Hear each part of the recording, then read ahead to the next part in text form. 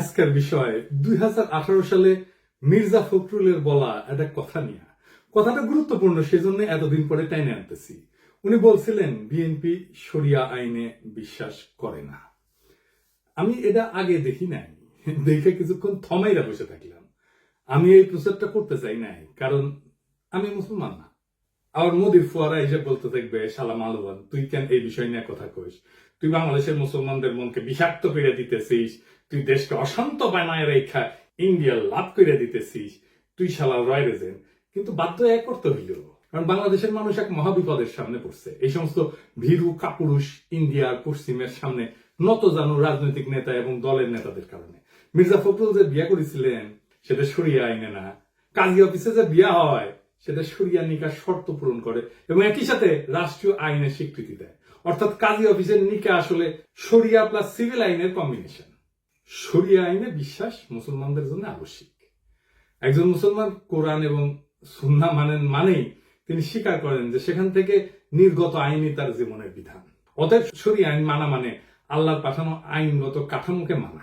এটা কোনো বিকল্প বা ইচ্ছিক বিষয় না যে আমি বিশ্বাস করলাম বা বিশ্বাস করলাম না, বরং ইমানের অপরিহার্য অনুষঙ্গ একজন মুসলমানের জন্য। ইসলামের মতে শরিয়া আইন অস্বীকার মানে আল্লাহর সার্বভৌমত্ব অস্বীকার করা। এখন কেমনি মির্জা ফখরুল বলে যে বিএনপি শরিয়া আইনে বিশ্বাস করে না? এই যে এখন যে তারা বলে না যে মৌলবাদে তারা বিশ্বাস করে না, এটা ওই সময়ে দেওয়া সাক্ষাৎকারে আছে। মানে এটা সে দিছিল ইন্ডিয়ান এক্সপ্রেসের সাথে, মানে ইন্ডিয়ান মিডিয়ার সাথে দেওয়া সাক্ষাৎকারে এই কথাগুলো বলছে। আপনি এই নিউজ দেখান যে কোনো ইসলামী আলেমকে, তিনি কইবেন মির্জা ফখরুল এইভাবে আল্লাহর আইনি কর্তৃত্বকে প্রত্যাখ্যান করছেন, কেন এটা তাওহীদের মৌলনীতির পরিপন্থী। শরিয়া আইন মুসলিম উম্মার আইডেন্টিটি এবং ঐক্যের কেন্দ্র। বাংলাদেশে এলিটদের মধ্যে এমন একটা অবস্থা হয়েছে না যে ইসলামের নাম আসলে ভয় কুকড়ায় যায়, যে মুসলমান হওয়াটা তার জন্য অপরাধ। পশ্চিমা রাষ্ট্র ব্যবস্থায় আইন হইল মানবীয় চুক্তির ফল, মানে সোশ্যাল কন্ট্রাক্ট। তাই সেটা পরিবর্তনশীল, ভগ্ন এবং বিভক্ত। কিন্তু মুসলমানদের একমাত্র নির্ভরযোগ্য আইন কাঠামো হইল শরিয়া আইন, যা কুরআন এবং সুন্নাহর সাথে সামঞ্জস্যপূর্ণ এবং উম্মাকে এক সূত্রে গাঁথে। তার মানে শরিয়া আইনকে অস্বীকার করা বা অবিশ্বাস করা মানে মুসলিম উম্মার ঐক্য, ইতিহাস, ন্যায় বিচার এবং বিশ্বাস কাঠামো সবকিছুতে আঘাত করা।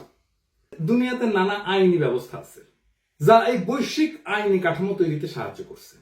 যেমন ধরেন রোমান আইন, এখান থেকে আমাদের যে সিভিল ল এটা আসছে। কমন ল এটা যে অ্যাংলো আমেরিকান ট্র্যাডিশন থেকে আসছে। ক্যানন ল এটা খ্রিস্টান চার্চের আইন, এবং এই ক্যানন ল এরও ভূমিকা আছে বৈশ্বিক আইন কাঠামো তৈরি করার ক্ষেত্রে। প্রাচীন হিন্দু আইন এটারও তো বৈশ্বিক আইন কাঠামো তৈরি করার ক্ষেত্রে ভূমিকা আছে। চীনা আইন এটাও তো ভূমিকা আছে বৈশ্বিক আইন কাঠামো তৈরি করার ক্ষেত্রে। আন্তর্জাতিক আইন যেমন ইউএন হিউম্যান রাইটস বা জেনেভা কনভেনশন, এগুলো তো আইন। ইসলামী শরিয়া আইন এমন একটা আইন যা সারা দুনিয়ার আধুনিক আইন কাঠামোর তৈরিতে অবদান রাখছে। কিভাবে আসেন দেখি। রোমান ল এবং আধুনিক পশ্চিম আইন শরিয়া আইন থেকে ধার করেছে। ধার বলবো না, চুরি করেছে। আসলে পরের জিনিস না কইয়া নিলে তো সেটা চুরি বলা হয়। অবশ্য অনেক জায়গায় তারা প্রত্যাখ্যান করছে, আমরা সেই বিষয়ে আসবো, সেগুলো বিস্তারিত আলাপ করব। কি কি গ্রহণ করছে আসেন সেটা দেখি। ইসলাম শরিয়া ওয়াকফ বা ধর্মীয় জনকল্যাণমূলক কাজে ব্যবহার করা হয় যে সম্পদ, ব্রিটিশরা ভারত শাসনের সময় এই ওয়াকফ ব্যবস্থার ধারণা গ্রহণ করে, তা থেকে ট্রাস্ট ল তৈরি করে। ট্রাস্ট ল, আজকে যে ট্রাস্ট ল দেখেন এটা আসলে ওয়াকফ থেকে তৈরি করা। আপনি যে ট্রাস্ট আইন দেখেন এটা শরিয়া আইনের কপি পেস্ট। ব্রিটিশরা ভারত শাসনের সময় এই ওয়াকফ আইন বিশ্লেষণ করে। মূলত এটা স্যার উইলিয়াম জোন্স এবং হেনরি মাইন ওয়াকফের ধারণা থেকে ট্রাস্ট ল গড়ে তোলে। ট্রাস্টি এবং বেনিফিশিয়ারি সম্পর্ক অনেকটা ওয়াকফের কপি পেস্ট। বিশেষ করে চ্যারিটেবল ট্রাস্টের পারপিচুয়াল এন্ডাউমেন্ট ধারণা এটা ওয়াকফ থেকে নেওয়া হয়েছে। পারপিচুয়াল এন্ডাউমেন্ট এটার মানে কি জানেন? জানেন না? আসেন এটা বুঝে দেখি। এটা হচ্ছে স্থায়ী তহবিল, মানে হলো একটা তহবিল বা ফান্ড যেটা কখনো শেষ হবে না। ধরেন আপনি একটা বড় অঙ্কের টাকা কোনো বিশ্ববিদ্যালয়, হাসপাতাল বা কোনো সংগঠনকে, প্রতিষ্ঠানকে দিলেন, কিন্তু শর্ত হইলো যে এই টাকা মূলধন হিসেবে সুরক্ষিত থাকবে, আপনি হাত দিতে পারবেন না, খরচ করা যাবে না। শুধু এই টাকা থেকে যে আয় হবে সেটা দিয়ে বিশ্ববিদ্যালয় হোক, হাসপাতাল হোক, প্রতিষ্ঠান হোক, এটা খরচ চালাবে। এরকম প্রচুর প্রতিষ্ঠান আছে। এইভাবে মূলধন কখনো শেষ হয় না, শুধু আয়ের অংশ ব্যবহার করা হয়। ফলে ওই প্রতিষ্ঠান চিরকাল, এটাকে পারপিচুয়ালি বলা হচ্ছে, চিরকাল এই তহবিল থেকে উপকৃত হইতে পারে। এটা এক ধরনের চিরস্থায়ী সম্পদ যা দিয়ে কোনো প্রতিষ্ঠান প্রজন্মের পর প্রজন্ম ধরে লাভবান হয়। বাংলাদেশের সরকারের সাই তহবিল দিয়ে প্রতিষ্ঠান চলে, কিন্তু যেমন বিআইডিএস। তো মির্জা ফখরুল কি ওই টাকা ফেরত চাইবেন যে এই টাকা তো ফেরত দাও? এটা তো শরিয়া আইনের মতো একটা ব্যবস্থা থেকে আসছে এই ফান্ড। তারপরে ধরেন শরিয়া আইনের কর্জে হাসানা, এটা তো সরাসরি শরিয়া আইন, ইসলামী ফিকা থেকে উদ্ভূত। কোরআনে কর্জে হাসানার কথা আসছে সূরা আল বাকারায়। শুধু তাই না, সূরা আল হাদিদেও আসছে। এর অর্থ হইল আল্লাহকে উত্তম ঋণ দেওয়া, মানে কারো উপকারে সুদ মুক্ত ঋণ দেওয়া, যা পরে ফেরত না হবে, কিন্তু কোনো সুদ বা মুনাফা নেওয়া যাবে না। ইসলামে এটা একটা সাদকা জারিয়া বা অবিরাম সওয়াবের কাজ হিসেবে ধরা হয়। আধুনিক পশ্চিমা আইনে কিন্তু এটা গ্রহণ করছে, যেমন মাইক্রোফিন্যান্স, জিরো ইন্টারেস্ট লোন। এমনকি কিছু খ্রিস্টান চার্চ, ইহুদি কমিউনিটি, নন প্রফিট প্রতিষ্ঠান interest free community loan fund চালায়। আপনি জিরো ইন্টারেস্ট লোন বলতে পারবেন, কিন্তু যে আইডিয়া থেকে এই জিরো ইন্টারেস্ট লোন আসলো, সেই শরিয়া আইনের কথা বললে সেট করে উঠবেন।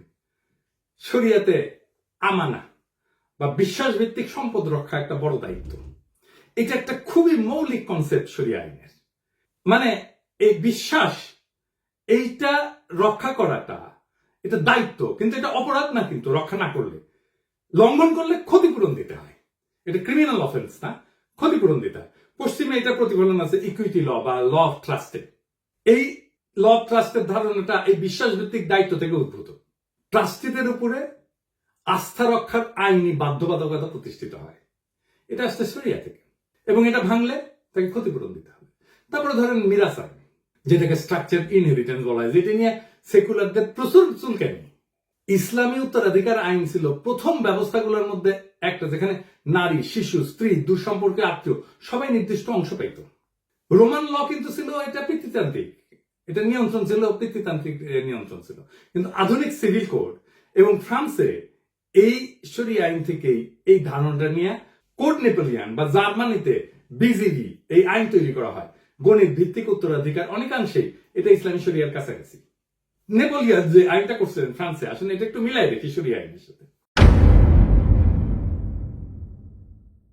কোড অফ নেপোলিয়ান এটা 1804 সালে ফ্রান্সে এটা প্রতিষ্ঠিত হয়, এবং বিজিবি নামে 1900 সালে জার্মানিতে প্রতিষ্ঠিত হয়। তো এটা মিল কোথায়? যেমন ফিক্স শেয়ার, মানে বৈধ উত্তরাধিকারদের ফিক্স শেয়ার ইসলামী আইনে নির্ধারিত অংশে, যেমন ফরজ ফারায়েজ, ফরাসি কোডে এটাকে বলা হয় রিজার্ভ হেরিডিটারি। কিছু অংশ সন্তানদের জন্য সংরক্ষিত, আপনি ইচ্ছা করলেও সেটা বাতিল করতে পারবেন না। সন্তান এবং স্ত্রীর জন্য একটা প্রায়োরিটি আছে ইসলামেও। স্ত্রী, স্বামী, সন্তান, পিতামাতা এদের অংশ সুনির্ধারিত। এই নেপোলিয়ান কোডেও স্পাউস মানে স্ত্রী এবং লেজিটিমেট চাইল্ড, বৈধ সন্তান, এদের জন্য লিগাল মিনিমাম একটা ইনহেরিটেন্স ধার্য করা হয়েছে। এবং ম্যাথমেটিক্যাল প্রিসিশন আছে ইসলামে, অঙ্ক করে ভাগ করে দেওয়া। নেপোলিয়ান সিস্টেমে এই বন্টনটা নির্দিষ্ট ক্যালকুলেশনের মাধ্যমে নির্ধারিত হয়। মানে ধরেন যদি একজন স্ত্রী এবং 2 সন্তান থাকে, তাহলে কার অংশ কত হবে, স্ত্রী কত পাবে, সন্তান কত পাবে, সেটা আইন দিয়ে নির্ধারিত এই নেপোলিয়ান লয়। তারপরে ধরেন উইল করার ক্ষমতা। ইসলামে কিন্তু উইল করে সম্পদের সর্বোচ্চ 1/3 বিতরণ করা যায়, তার চেয়ে বেশি না। বাকি অংশ আইন মাফিক বন্টন করা হবে তার উত্তরাধিকারদের সাথে। নেপোলিয়ান কোডেও আপনি উইল করে কেবল নির্দিষ্ট অংশ বিতরণ করতে পারবেন, বাকিটা আইনের নির্ধারিত অংশ অনুযায়ী হবে। তারপরে ধরেন টর্ট আইন বা দিয়া, সিভিল কম্পেনসেশন যেটাকে বলা হয়, এটার ঐতিহাসিক শিকড় কিন্তু শরিয়াতে। শরিয়াতে ইচ্ছাকৃত ক্ষতি বা অনিচ্ছাকৃত মৃত্যুর জন্য ক্ষতিপূরণ, যেটাকে বলে দিয়া। পশ্চিমেও টর্ট ল বা ডেরিক্ট, এটা তৈরি হয় এই ধারণা থেকে, কারো উদ্দেশ্যে কেউ ক্ষতিগ্রস্ত হইলে ক্ষতিপূরণ দিতে হবে। যদিও শরিয়াতে ব্লাড মানে এটা নির্ধারিত, কিন্তু পশ্চিমে এটা আদালতের বিবেচনায়। তবু মৌলিক নীতিতে কিন্তু মিল আছে। এইবার আসেন পশ্চিমারা কি নিয়ে হাউকাউ করে। আমি সবকটা নিয়ে আলাপ করবো না, দীর্ঘ হয়ে যাবে। তবে একটা নিয়ে আলাপ করব, সেটা হচ্ছে সাক্ষ্য নিয়ে। নারীদের সাক্ষ্য দেওয়া অর্ধেক গণ্য হওয়া নিয়ে। পশ্চিমারা শরিয়া আইন অনুসারে নারীর সাক্ষ্য অর্ধেক গণ্য হয়, এটাকে গ্রহণ করে না। শরিয়ায় নির্দিষ্ট ক্ষেত্রে, সব ক্ষেত্রে না কিন্তু নির্দিষ্ট ক্ষেত্রে, যেমন আর্থিক লেনদেনের ক্ষেত্রে নারীর সাক্ষ্য পুরুষের অর্ধেক, এটা সত্য। পশ্চিম আইন নারী পুরুষের সাক্ষ্যকে সমান মর্যাদা দেয়। সেজন্য ওরা বলে এই শরিয়া আইন এটা জেন্ডার নিউট্রাল না, নারীকে ক্ষমতাকে খর্ব করা হয়েছে এবং নারীকে অসম্মান করা হয়েছে। ইসলামী শরিয়াতে নির্দিষ্ট কিছু ক্ষেত্রে নারীর সাক্ষ্য পুরুষের তুলনায় অর্ধেক, এটা বিধান আছে, বিশেষ করে আর্থিক লেনদেন সংক্রান্ত বিষয়। এটার আবার কতগুলো কারণ আছে। একটা হইতেছে সাংঘর্ষিক পরিবেশে নারীর ঝুঁকি কমানো, প্রোটেক্টিভ লজিক। এটা মানে ইসলামী সমাজে নারীদের দায়িত্ব কিন্তু মূলত পরিবার কেন্দ্রিক। বিচারালয় বা আদালতে উপস্থিত হওয়া ছিল এক ধরনের সামাজিক অস্বস্তির বিষয়, এখনো তাই, এমনকি পশ্চিমা সমাজও তাই। তাই আর্থিক বা অপরাধমূলক মামলায় নারীদের বাধ্যতামূলক সাক্ষী না বানায় সহযোগী সাক্ষী হিসেবে রাখা হয়েছে। এটা কিন্তু সুরক্ষামূলক শর্ত, এটা কিন্তু অবমাননা না, দমনমূলক না। মনস্তাত্ত্বিক এবং আবেগজনিত পার্থক্য আছে। অনেকে বলেন, যেমন ধরেন সাধারণত নারীরা বেশি সংবেদনশীল হয়, আবেগপ্রবণ হয়, তাই কোনো চাপে বা ভুল ব্যাখ্যার ঝুঁকি থেকে দ্বিতীয় নারী সাক্ষী রাখার মাধ্যমে স্মরণ করে দেওয়ার একটা পদ্ধতি নির্ধারিত হয়েছে। এবং আমরা দেখব যে আধুনিক পশ্চিমা আইনেও এটাকে অনুসরণ করা হয়েছে। আমরা একদম তাই মিলাই দেব। তো এইটা কিন্তু নারীকে অযোগ্য বলা না, বরং মানসিক এবং সামাজিক প্রেক্ষাপট বিবেচনায় ন্যায্যতা নিশ্চিত করার চেষ্টা। আর নারীর সাক্ষ্য তো সব ক্ষেত্রে অর্ধেক না। যেমন ধরেন ধর্ষণ, প্রসব, নারীর শারীরিক অবস্থা ইত্যাদি ক্ষেত্রে নারীর একক সাক্ষ্যই যথেষ্ট। সুদ, চুরি, হত্যা এই সমস্ত অপরাধে সাক্ষ্য হয় গ্রহণযোগ্যভাবে, নিরপেক্ষভাবে। শুধুমাত্র আর্থিক চুক্তি এবং দলিল এই ক্ষেত্রে দ্বৈত নারীর সাক্ষ্য প্রয়োজন হয়। আরো কারণ আছে, যেমন নারীকে সাক্ষ্য দানে বাধ্য না করা, এটা হচ্ছে বার্ডেন রিডাকশন। এটার অর্থ কি? ধরেন ইসলামে সাক্ষ্যদানের দায়িত্বকে এক ধরনের সামাজিক এবং নৈতিক বোঝা হিসেবে দেখে। নারীকে এই দায় থেকে পুরোপুরি অব্যাহতি না দিয়া সহযোগী করে রাখার মাধ্যমে তার উপরে চাপ কমানো হয়েছে। ইসলামে কিন্তু সাক্ষ্য মানে শুধু বলা না, ইসলামের সাক্ষ্য হচ্ছে একটা কসম এবং দায়বদ্ধতা, শাহাদা। ভুল সাক্ষ্য দিলে গুনাহ হয়, শাস্তিযোগ্য এটা। অর্থাৎ নারীর উপরে কম দায় চাপায় তাকে আইনি ভুলের ঝুঁকি থেকেও সুরক্ষা দেওয়া হয়েছে।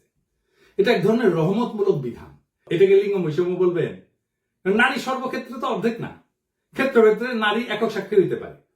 এটা নারীর অযোগ্যতা প্রমাণ করে না, নারীর জন্য আলাদা সামাজিক ভূমিকা এবং দায় বিবেচনা কইরা এটা নির্ধারিত করা হয়। এটা আধুনিক মানবাধিকার পরিপন্থীও না, বরং ইসলামে কিন্তু সমতা না, ইসলামে বলা হয় জাস্টিস, ন্যায় বিচার, ইনসাফ।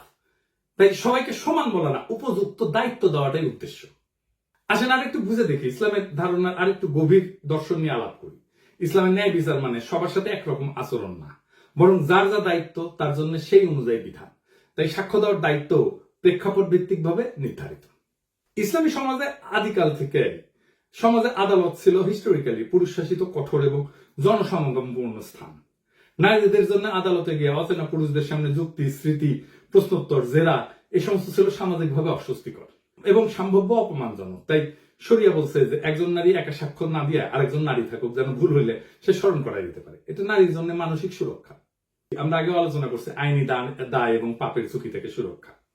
মানে ইসলামে তো সাক্ষ্য দেওয়া মানে শুধু তথ্য দেওয়া না, এটি ইমানের অংশ এবং কসমের মতো গুরুত্বপূর্ণ। মিথ্যা সাক্ষ্য বা ভুল তথ্য দিলে সেটা গুনাহ এবং সামাজিক আইনি অপরাধ। তাই নারীর উপর একা সাক্ষ্য দেওয়ার ভার না দিয়ে তার পাশে আরেকজন নারী রাখা হয়েছে, মানে কেউ ভুল করলে যথাযথ সংশোধন হয়।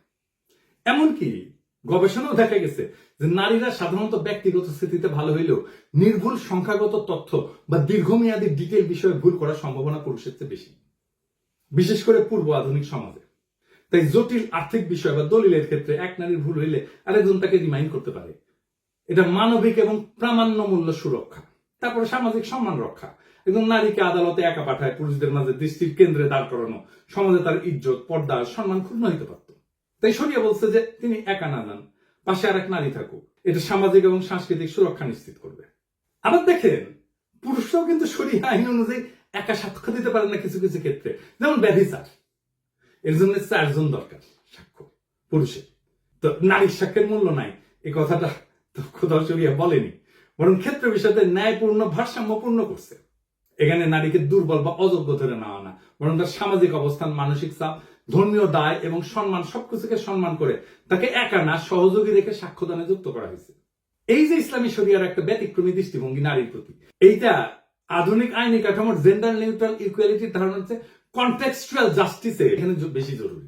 এমনকি ফেমিনিস্ট আইন বা আমাদের নারীবাদী আইনের কোন ধারণার সাথে শরিয়ার কোন কোন বিধান সমান্তরাল বা সমরূপ। আমরা তো বলছি যে ইসলামী শরিয়া অনুযায়ী আর্থিক চুক্তিতে দলিল সংক্রান্ত সাক্ষ্যে নারীর একক সাক্ষ্য না হয় না, 2 জন নারীকে সাক্ষ্য দেওয়ার বিধান আছে। এই সুরক্ষার ধারণাটা আধুনিক ফেমিনিস্ট লিগাল থিওরির অন্যতম গুরুত্বপূর্ণ ধারণা। সাবস্টেনশিভ ইকুয়ালিটি এইটা সমান্তরাল। সাবস্টেনশিভ ইকুয়ালিটি কি বলে? আইনি সমতা মানে সমানকে একভাবে দেখা না, বরং প্রেক্ষাপট বুঝে ন্যায্য আচরণ। একই কথা তো শরিয়া বলছে।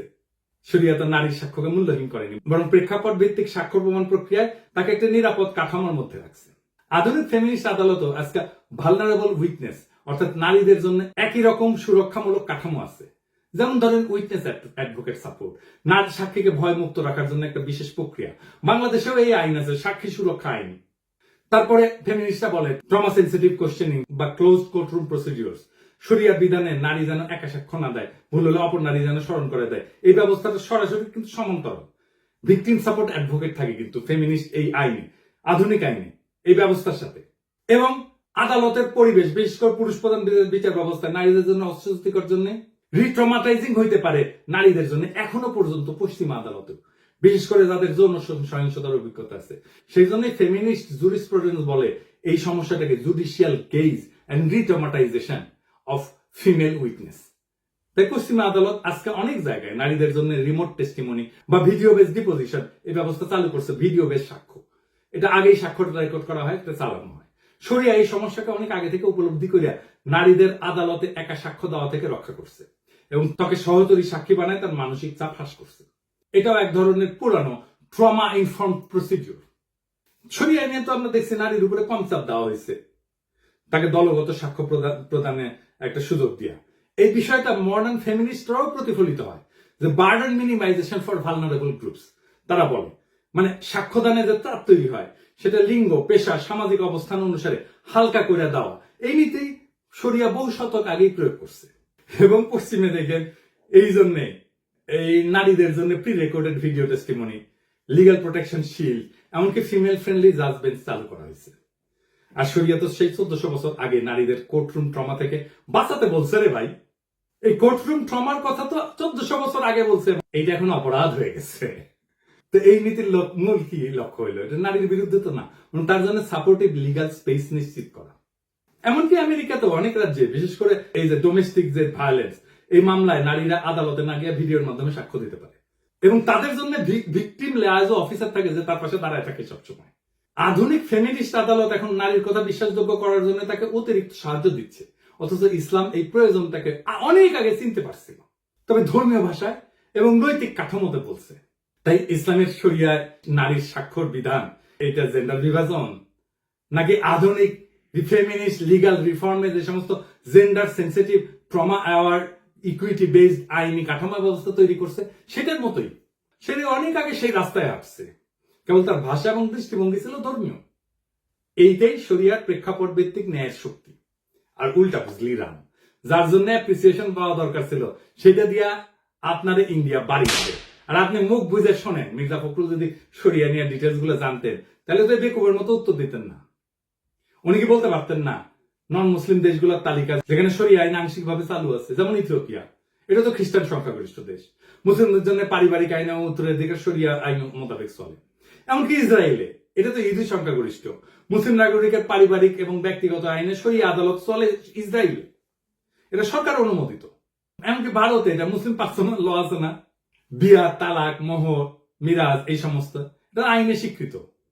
সিঙ্গাপুরে, এই যে সিঙ্গাপুরে, এটা তো বৌদ্ধ খ্রিস্টান সংখ্যাগরিষ্ঠ, এখানে শরিয়া কোর্ট আছে মুসলিমদের পারিবারিক বিষয় বিচার করার জন্য।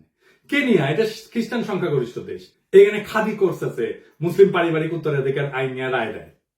ফিলিপাইনে ক্যাথলিক সংখ্যাগরিষ্ঠ দেশ, এটা মুসলিম স্বশাসিত অঞ্চলে শরিয়া আদালত কার্যকর আছে। এমনকি ইউকেতে, যুক্তরাজ্যে, এটা তো খ্রিস্টান সংখ্যাগরিষ্ঠ দেশ, এখানে শরিয়া কাউন্সিল আছে, ইসলামিক ট্রাইব্যুনাল আছে, এটা ঐচ্ছিক পারিবারিক সালিশ হিসেবে এটা ইউজ করতে পারে, ব্যবহার করতে পারে। অস্ট্রেলিয়া, এটা তো খ্রিস্টান সংখ্যাগরিষ্ঠ দেশ, এটা মুসলিম কমিউনিটির মধ্যে শরিয়া ভিত্তিক মধ্যস্থতা, এটা নন বাইন্ডিং, এটা চালু আছে। সেদিন দেখলাম এই যে গণ অধিকার পরিষদের রাশেদ বলছে আমাকে নিয়ে যে আপনি অনেক ইসলামিক মূল্যবোধের বক্তব্য প্রচার করেন, সে আপনি কেন আজও ইসলাম ধর্ম গ্রহণ করেননি? আমি বলি কি রাশেদ, হুদাই আমার পিছনে লাগতে এসো না, নিজের মূর্খতা প্রকাশ করিল না। দুনিয়াতে অমুসলিম ইসলামিক স্কলার নাই, তারা ইসলাম নিয়ে কথা বলে না, লেখালেখি করে না, গবেষণা করে না। এই যে ইগনাস গোলসিয়ার নাম শুনিস জীবনে? শোনো নাই, উনি হাঙ্গেরির লোক ছিলেন, আধুনিক ইসলামিক স্টাডিজের অন্যতম প্রতিষ্ঠাতা। হাদিস নিয়ে যত মৌলিক গভীর গবেষণা হয়েছে এই ভদ্রলোক করেছে। জোসেফ শাক্টের নাম শুনিস কোনদিন? ইসলাম শিক্ষা এবং শরিয়া আইন বিষয়ে গুরুত্বপূর্ণ গ্রাউন্ড ব্রেকিং গবেষণা করছে। আধুনিক যুগে মন্টেগমেরি ওয়াট নাম শুনিস? নবী করিম পিস বি আপন হিম ওনার জীবন এবং ইসলামের প্রারম্ভিক ইতিহাস নিয়ে যে বিখ্যাত কাজটা সেটা ওনার করা। মুসলমান না হলে ইসলাম নিয়ে কথা বলা যাবে না, কোন নিষেধ আছে নাকি ইসলামে? তো তুমি তো মুসলমান, মির্জা ফখরুল মুসলমান, অন্তত নামে মুসলমান, তো পারো না কেন এমন একটা ব্যাখ্যা দিতে এতদিনেও সরিয়া নিয়া? পারো না জন্যই তো আমারে কইতে হয়, শুধু পারো না তা না, ওরা যা চায় ইন্ডিয়া যা চায় সেটা কই আসো। রাজনৈতিক দল করছো, দূতাবাসের তো দাওয়াত টাওয়াত দাও, তো সবাই ডাকো একদিন দেখি হোটেলে, গণ অধিকার পরিষদের তরফ থেকে, খরচ আমি দিব, বলো আমরা সরিয়া নিয়ে গণ অধিকার পরিষদের অবস্থান ব্যাখ্যা করব, তারপরে সেটা ভিডিও করো, তুমি নিজে করো, দেখি কেমন পারো। আমি কেন মুসলমান হই না তার আগে দেখাও তুমি কোন মাপের মুসলমান হইতে পারছো। এটা একটা মুসলমান প্রধান দেশের রাজনৈতিক দলের নেতা হিসেবে তুমি কতটা যোগ্য সেটা প্রমাণ দাও আগে। তোমার মুসলমানদের ধর্মীয় আত্মপরিচয় রক্ষার, সাংস্কৃতিক পরিচয় রক্ষার পর্যাপ্ত ইসলামিক জ্ঞান আছে কিনা তার পরীক্ষা দাও আগে দেখি। আমি তো চুপ হয়ে চাইতেই পারি যে কোনো সময়, কিন্তু দেখি তোমার হ্যাডম কেমন, তোমাদের হ্যাডম কেমন, দেখতেছি তো হ্যাডম। বাংলাদেশে 82% মানুষ ছড়িয়ে আইন চায়, জানো এটা? এটা 2015 সালের কথা। কেন চায়? তারা মুসলমান তাই চায় না, তারা এই জন্য চায় যে সমাজে ইনসাফ লাগে, তাছাড়া রাষ্ট্র চলে না, রাষ্ট্র টিকে না। তোমরা তো তোমাদের বালসালের আদালত, আইন, রাষ্ট্র এটা প্রতিষ্ঠা করতে পারো নাই, ইনসাফ প্রতিষ্ঠা করতে পারো নাই সমাজে, তাই মানুষ খোদার দরবারে ফরিয়াদ জানায়। একজন মুসলমান যখন বলে আমি শরিয়া আইনে বিশ্বাস করি না, সে তো আসলে শুধু একটা আইন, একটা ঐতিহ্য, একটা বিশ্বাস, একটা সভ্যতা এবং একটা আত্মপরিচয়কে অস্বীকার করে। এই অস্বীকার শুধু ব্যক্তিগত মত না, বরং তা মুসলিম উম্মার অন্তর্নিহিত ঐক্যের ভিত কাঁপায় দেয়। মির্জা ফখরুল হয়তো ইন্ডিয়ার সাথে কৌশল করতে চাইছে, হয়তো তিনি ভাবছেন ভারত বা পশ্চিমের মনোভাব তুষ্ট করলে রাজনীতির সুবিধা পাওয়া যাবে, কিন্তু তিনি ভুলে গেছেন নিজের ভিত্তি কাটলে কৌশল কিছু করতে পারে না, থাকে শুধু পতনের গর্ত। আজকে বাংলাদেশের কেউ শরিয়ার নাম নিলে তাকে মৌলবাদী বলা হয়, পশ্চাৎপদ বলা হয়, কিংবা লিবারেল দুনিয়ার শত্রু বলা হয়। অথচ আন্তর্জাতিক আদালত থেকে শুরু করে আধুনিক ফেমিনিস্ট আইনের ভিত পর্যন্ত বহু প্রভাব আজ ইসলামী শরিয়ার চিন্তা থেকে আসছে। কাজেই প্রশ্ন একটাই, আপনি শরিয়ার শত্রু নাকি অজ্ঞ? আপনি আত্মপরিচয়ের পক্ষে নাকি রাজনৈতিক গোলামীর খাঁচায় বন্দী? আপনি কাদের প্রতিনিধি, আপনার ধর্মীয় সংস্কৃতির নাকি আপনার প্রতিপক্ষের? শরিয়া মানে কেবল শাস্তি না কিন্তু, বরং তা একটা অন্তর্নিহিত ন্যায়ের ভাষা। আর এই ভাষা অস্বীকার করা মানে কেবল ধর্ম না, নিজেকে, নিজের সংস্কৃতিকে, সেটাকে অস্বীকার করা। যার ধর্ম তুমি ধারণ করো তার বিধানকে অপমান কইরা তুমি কাকে সন্তুষ্ট করবা, আর কাদের কাছে নিজেকে বিকায় দিতেছো? এই প্রশ্ন ফুরাবে না যতদিন পর্যন্ত একজন নেতা দাঁড়ায় বলবে আমরা শরিয়াতে বিশ্বাস করি না। বাংলাদেশকে তার সংস্কৃতি, তার ধর্মের উপরেই দাঁড়াইতে হবে, সেটাই বাংলাদেশের নিয়তি, এবং সেইটাই বাংলাদেশের স্বাধীনতা, সার্বভৌমত্ব, আঞ্চলিক অখণ্ডতা এবং মানব সত্তার মর্যাদা রক্ষা করবে। ইনকিলাব জিন্দাবাদ।